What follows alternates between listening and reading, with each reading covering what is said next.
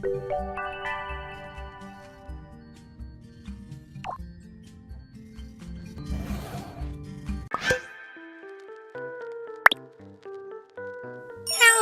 My name is Dolly. One of my favorite things to do on this channel is character designs, whether it be redesigns or original characters. I've learned a lot about character designing from making this channel. A lot of you guys have asked how I go about creating designs, so I thought about making a video about how I personally make character designs. Now, this is not a do this and not that kind of video. There's no set right and wrong way to make characters, and I don't want to hold back any young artist from making the type of characters they want to, and stunting their artistic journey. That unfortunately happened to me for a little bit when I started reading those how to draw books. This is just what I like to do for character designs and my style. The Neutron style!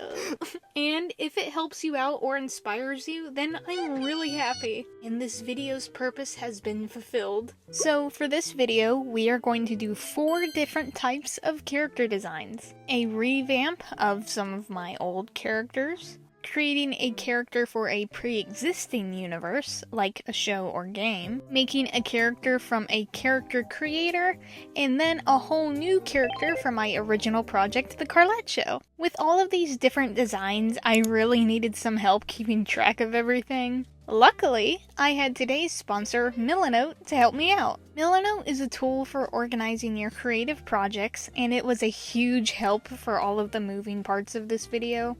If you know me, you know that I usually have a hard time keeping track of all my reference images, links to videos, and other sources I need for my designs. With Milanote, I'm able to keep everything in one easy-to-access spot, making it much easier to find what I'm looking for. I'm able to write down any important notes about a design right next to my reference images, which is a huge help if you're a forgetful person like me and you forgot why that reference image interested you in the first place. For this project, I was able to separate each design into its own little board, which helps me keep everything contained and focused. For example, with my Severance board, I was able to gather reference images of the main cast, links to any videos I needed to look at, and I was able to draw directly onto the board, which is great for visual people like me who find it easier to communicate with drawings. It's also great for highlighting anything of particular importance. I also loved being able to have a collection of all of my characters' art in one place, as I've made a lot of art of my characters. And it can be really tedious to try and find each individual piece for reference, especially when I'm in an art groove that I want to stay in.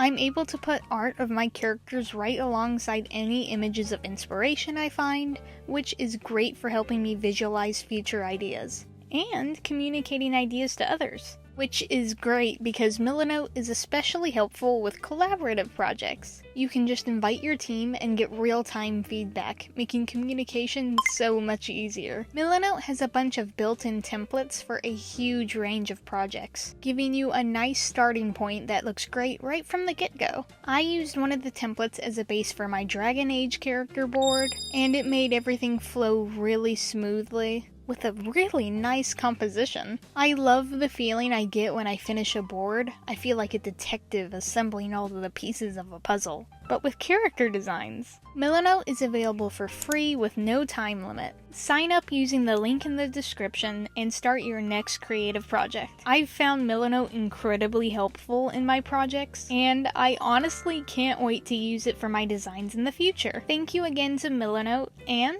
let's start off with our first piece.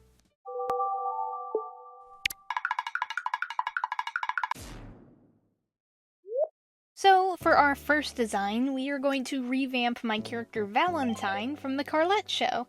I was looking back at all of the character's main art pieces from a year ago, and whoa!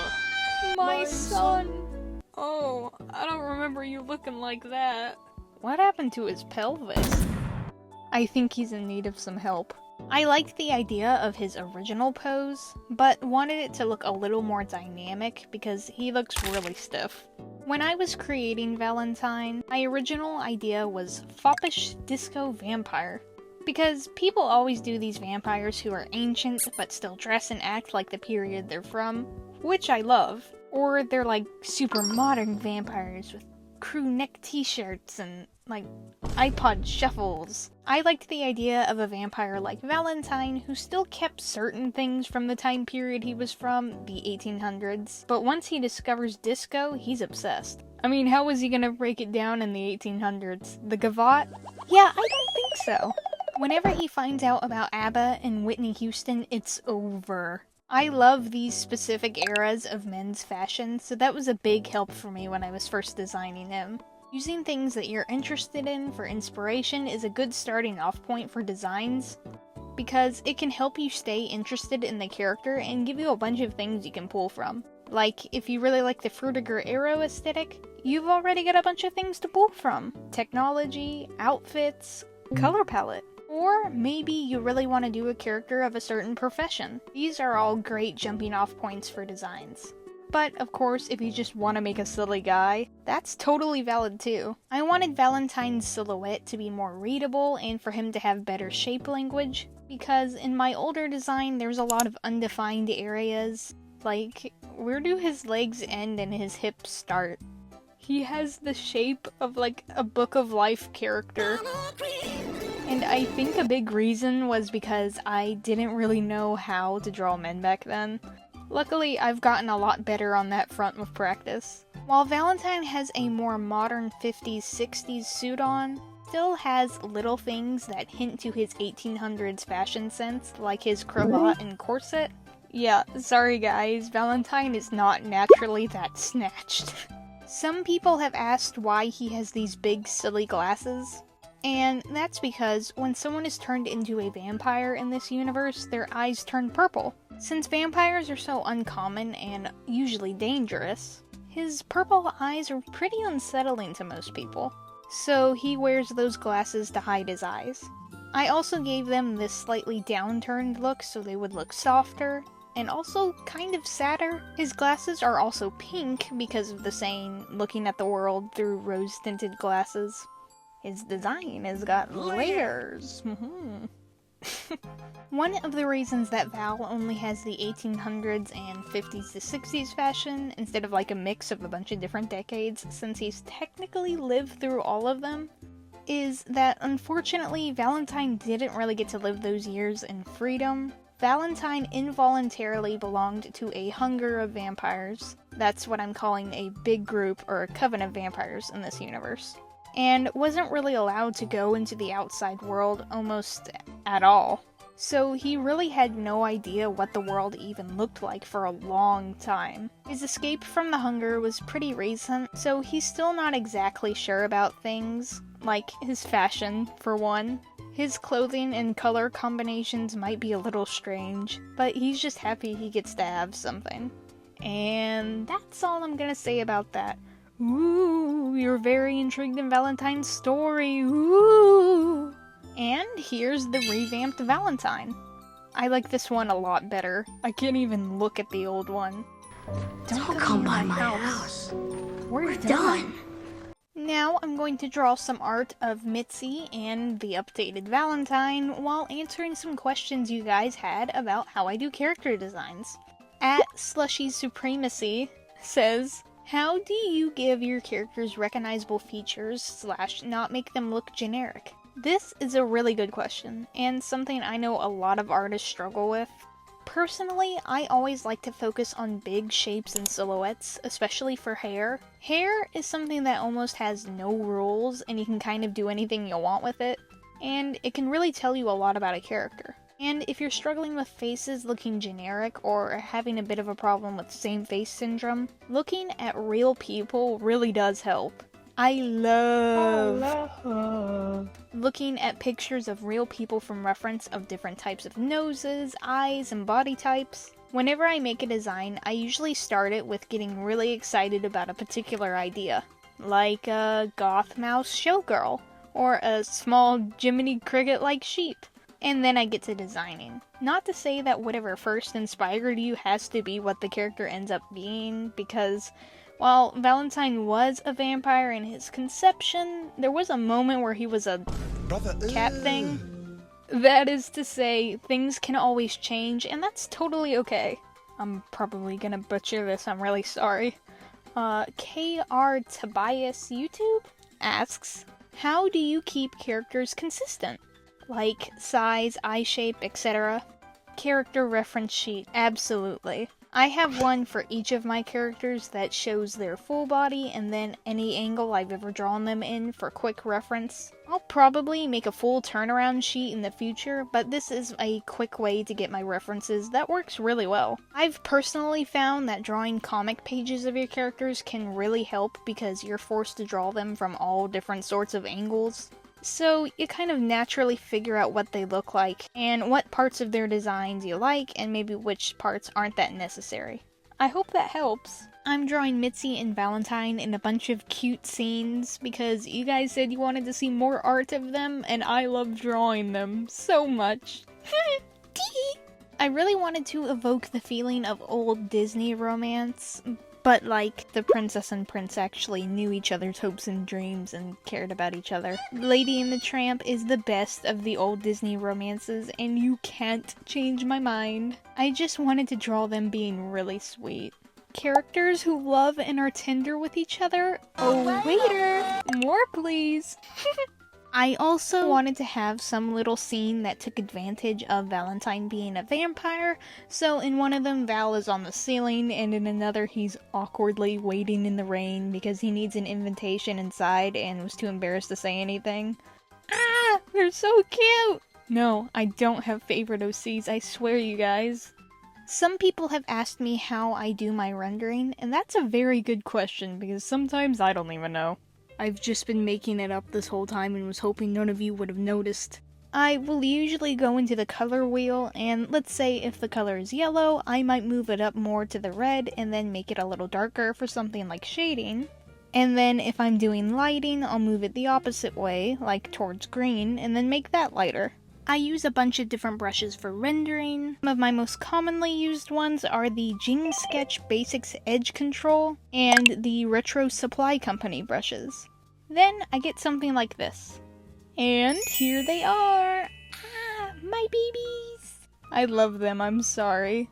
But what can I say? I'm just a sucker for cute little romances. And here's the pages from the little comic I made for the Carlette show. This was definitely a lot of help for learning how to draw Valentine and Pinky at different angles and in different settings. It's nice to see them escape from the white void from time to time. You'll probably have to pause to read all of these unless you're like Superman, which in case, hi Clark!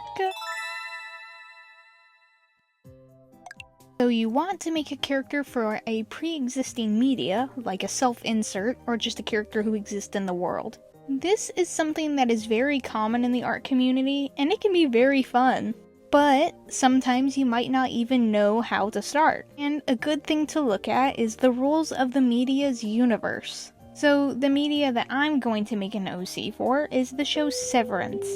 If you don't know what Severance is, that's totally okay. You don't need that to understand these designs. All you've got to know is that Severance takes place in an office space for a good chunk of the show, and that all of the main characters' memories have been surgically divided between their work and personal lives. So they're like completely different people at work versus at home. Since this is a live action show, I'm going to draw all of the main characters as well, so I can stylize them to match the OC. And because, well, I really like some of them. I was really fascinated by the look of this show. The set design and cinematography is just so good. Ooh. It also kind of reminds me of The Truman Show in a lot of ways. Characters who are being held captive in a way they don't even realize until changes in their environment forces them to reconsider things. That is my bread and butter. So the first thing I do whenever I'm designing a character like this is to see what are some of the rules the show already has in place. Well, I see that all of the characters wear some sort of mix of blue, green, or white. Characters and the environment are only cool colors except for Heliar's hair here. And that makes her stand out and seen as an other. So I didn't want to have my character wearing any warm colors. All of the characters wear some form of office attire, whether it be suits, turtlenecks, and a skirt, or just a button-up shirt and pants.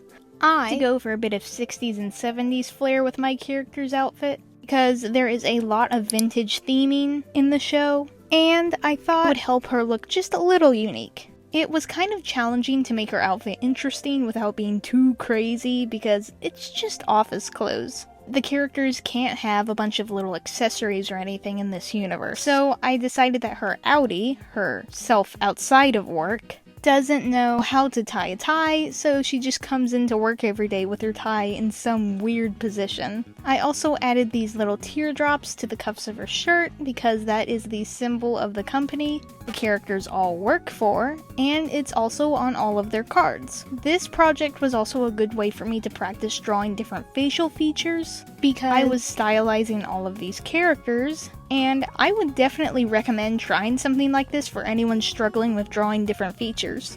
So, my Severance OC's name is Dolly D, because everyone has an initial only as their last name, like Mark S, Helly R. You might be saying, Dolly, is this a self-insert? Maybe. Look, I've never made one before, okay? Give me a break. Anyway, she's in love with Mr. Milchick. Look, it's not my fault they put so many pretty people on the severed floor, okay? Mr. Milchick manages the severed floor and keeps the employees from wandering off and seeing things they're not supposed to. And she would never wander off. She'd be like, hey, just working hard to please you. Oh my goodness. I don't have a favorite Severance character. I'm kind of making this whole new character. I had to consider a couple things that I usually consider when making a character. What do her clothes say about her? Can her personality be inferred from them? Well, the tie being done incorrectly shows that maybe she's always in a rush and doesn't think it's a priority. Maybe she just doesn't know how to tie a tie, which can make her perceived as naive and inexperienced. Or maybe her outie is just really lazy. Having people be able to glean little things about a character by their outfit is one of my favorite things to do. What is this character's personality? I always like to have an inkling of an idea of what a character is like before I start designing them, as personality can affect a lot of things, from their posture, clothes, and even their hair in some cases. Sometimes I'll get a better idea of the character's personality while I'm designing them, and sometimes it takes me way afterwards to fully figure them out, and that's okay. And then, if a character is a part of a story, what is their role? Not every character has to be a part of some grand saga, but if you are creating them for a project or something, how does this person fit in? Are they more of a minor character, or one of the main players? I don't think Dolly D here would be one of the main characters or anything, more of like that fun character that appears every other episode, giving Milchick origami flowers because they don't have regular flowers. She's trying her best, you guys. Coloring character designs. Okay, now I'm not gonna lie, I hate this part the most out of anything with character designing. Once you get the colors right, it's great. Everything is wonderful, but oh my gosh, the struggles I've had with some designs. One thing that I always try to do to help the struggle is to use only a certain amount of colors. How many colors I use really depends on character to character. For example, with Carlette here, I might use the same blue on her headpiece and shoes, and then the yellow of her nose on one part of the bow and the tips of her shoes. So for this design, I wanted to reuse the white and this greenish blue color all over her clothes to keep with that super simplistic look of the Severance costume design. You also might have seen me do this before in my speed paints, but sometimes I'll turn the drawing to grayscale to see the color value, and how well everything contrasts. You might notice, hey, the shirt's value is a little too similar to the character's skin tone and it's hard to differentiate between them. So then you lighten or darken the shirt to what you see fit. I usually like to squint, and if certain parts look really muddy, I might go, okay, I probably need to work on that area. So then I adjusted little things here and there and made sure she matched with the rest of the cast and looked like she could reasonably be in the show. And yes, I put her next to Mr. Milchick and Miss Casey. Leave me alone! And here they all are! Like I said, this was a really good exercise for drawing different faces, and I actually really like how Miss Casey turned out. I think Dolly D looks very silly, and I like her a lot. And of course I love Mr. Milchick. If you've watched Severance, tell me what you think. Do you like my severed employee? And if you haven't, do I sound completely deranged right now? Please say no.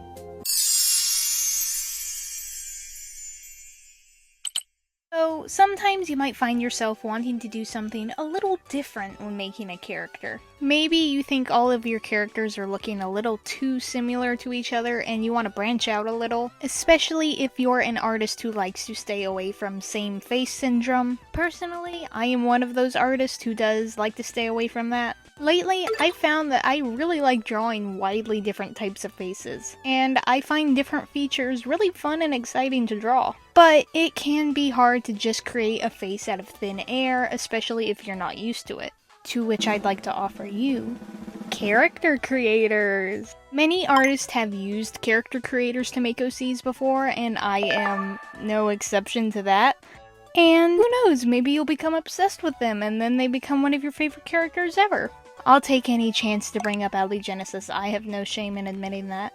It can be a great way to get out of a creative slump, and you can learn to draw new types of faces, body types, and hairstyles that you might not have ever previously considered. Character creator I'm going to be using for this exercise is from Dragon Age the Veilguard. Now, the Veilguard has a bit of a reputation for not being the best game, but the character creator is pretty good, I've got to say. I did also try the older game in the series Inquisition, but the character creator was not very good, in my opinion. The hair options were pretty bad. I wanted to give my guy textured hair, and there were like 3 options in them. They weren't the best. And all of the elves look like the freaking mini-moys from Arthur and the Invisibles, and I hate it. You can't change it. But here's my elf, Basil Minty Fresh, who is romancing Dorian. I don't know what Dorian sees in Minty Fresh's Selena-looking butt, but whatever. I noticed I don't really draw very many tall, muscular women. I'll draw you someday, Karlach, my beloved. Especially with longer faces, and other than Valentine, bigger, downturned noses. I also picked the race that was the least human-esque, so I went with the Quinari, which are like tall people with horns. And here she is. I named her Cowabummer, because I couldn't think of anything while in the character creator and just typed it in as a joke, and never changed it. I'm not good at naming things on the spot at all. You're able to choose some things about them from the get-go. She's a pretty well-meaning and sweet necromancer who used to work in the necropolis but got kicked out. I think it was from malpractice. Not really bad stuff, just silly things like misplacing somebody's arm, making the deceased skeletons act out Act 1 and 2 of Little Shop of Horrors, unethical mad scientist Frankenstein-like experiments. Just silly, harmful things. They overreacted, really. I also got her this really cool outfit, and then I realized I'd have to be drawing it, and I regretted it immediately. But this was the face I decided to go with. As you can see, her face is a bit of a new challenge for me, but I really like that. I think she's super pretty, and I'm really excited to draw her features. To figure out how her side profile worked, I did do a little sketch of her and our favorite Mini-Moy. I do honestly love both of their side profiles. I want to give one of my characters Minty Fresh's nose. That sounded strange. Got your nose! I'm giving it to my OC. You might notice, say, who's that in the corner that she's picking up? So there's romance in this game, and I tried some of the other characters, but I really couldn't click with any of them in the way I could the BG3 babes, and they seemed to not like my vibe either because the flirting options were just gone, and when I was able to flirt with this guy, he just straight up ignored me. So I was just thinking I wasn't gonna romance anybody, but then Emmerich shows up. Professor Emmerich Volkari of the Morn. Surely you didn't come all this way just to see me. And before you say anything, I know he's like 50. What the? But you know what? I think Cowabummer is at least 45, so it works out. Old people romance everybody, isn't this what you clicked on the video for? But this actually works out because I don't draw a lot of old people, so this was good practice.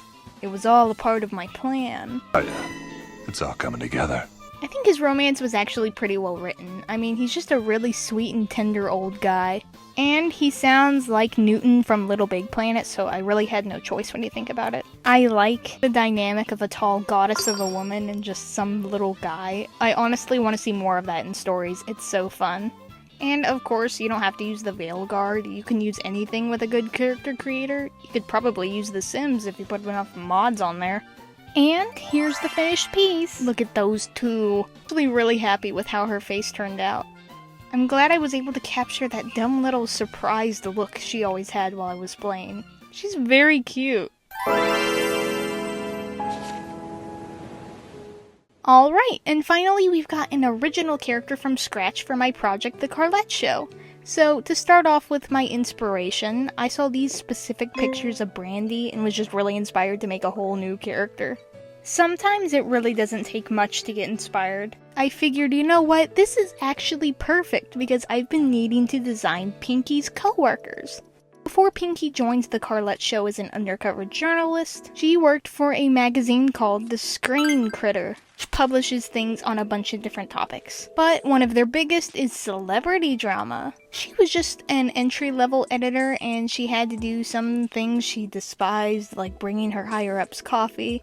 She would have loved to throw it on them. But one of the people that she didn't loathe entirely was this woman here, who I am naming Darla. Darla is a senior editor at The Screen Critter, and unlike Pinky, is not a horribly miserable person. I decided that everyone who worked at the magazine was a dog person because there was a term, newshound, that was used to describe journalists and just people who worked for newspapers in the 50s. So I interpreted that in a literal sense. Since she worked in a 1950s office, I already had some ideas for her outfits. But I think she still got a pretty glamorous fashion sense. She may have to wear office attire, but she's gonna look good. She's got a passion for fashion. I had a lot of Marilyn outfits for her because I think she honestly fit a lot of her looks. Her hair, I really wanted to give her braids, and I was gonna do micro braids, but I realized if I was gonna draw her over and over again in something like a comic page, micro braids might be a little too tedious. So I made them a little bigger, and since unfortunately there's little to no reference of cute 50s braided hairstyles, I did find this lady on Instagram. I believe her name is Lady Coco, and she does these beautiful braided 50s hairstyles that were just perfect for Darla. I especially loved how she would curl some of her braids to the top of her head in some of the hairstyles, and I knew I had to do that for Darla. I'd love to do Darla in some other styles that she's done. I'm actually so inspired. After messing around with the silhouette for a bit, I came up with the final outfit and gave her a couple of accessories, like a ring. Ooh, first married character in the Carlette Show? I haven't decided on what the lucky person looks like yet, but I have decided that she has a daughter. What do you think her daughter's name should be? Then the time came to color, and you will probably see, but I had a nightmare of a time trying to figure out the color of her outfit. She literally had like every shade of the rainbow at some point. I eventually decided that yellow looked pretty good on her and went with that. Darla is one of the only people that Pinky really talks to in the office, so Darla has to hear about all of her undercover journalist stuff. Anyone would get tired of Pinky after hearing her complain for 50 minutes straight. It's a wonder that Darla's able to stand her at all. Here she is! Oh, I love her! Why is she kinda gorgeous, though? I think yellow was actually a pretty good choice for her.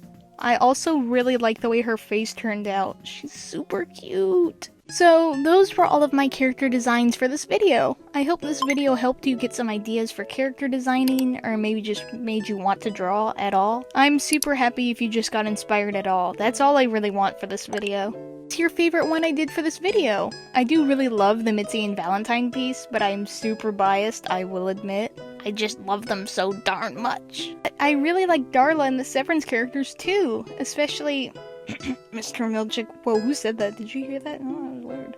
Thank you for watching this video. This one had to be on the back burner for a while, and I'm glad I finally got to do it. Character designs can be so fun, and I'm really flattered that you guys wanted to see me do a video about them. If you're new to this channel, hello! Welcome to my channel! I'm so glad you decided to watch my video. And if you're a returning subscriber, hi!